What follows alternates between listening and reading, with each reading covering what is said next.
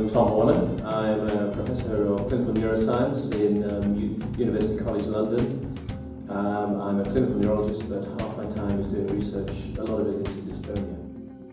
I've been involved in the field of dystonia for probably about 22 years now.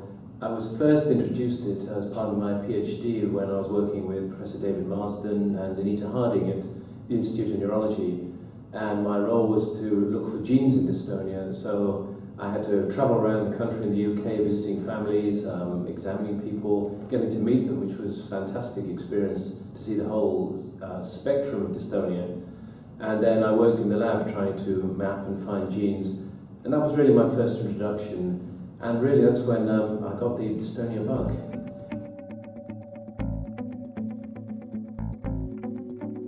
At the time I did my PhD, we didn't know any genes, and now there are 22, 23, possibly one more coming out, which affect covering lots of different forms of dystonia.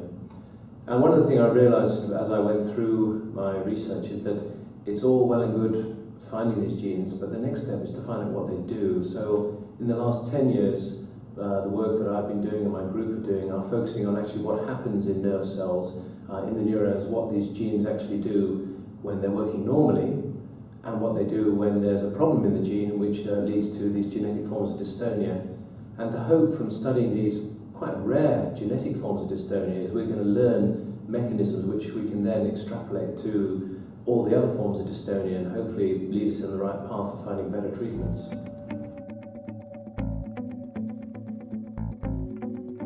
So can we prevent forms of dystonia where there is an abnormal gene? At the moment, no. But in the field of genetics, that's obviously one of the ultimate goals, and there's a huge amount of research at looking at ways of perhaps switching off the bad gene.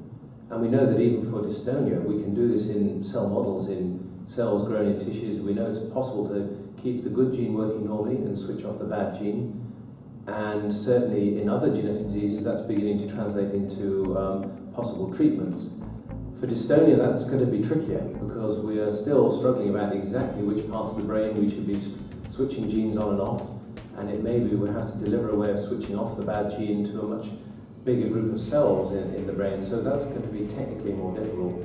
But either switching off or modifying the way that bad gene works would be an important way, and certainly is an area of great research at the moment.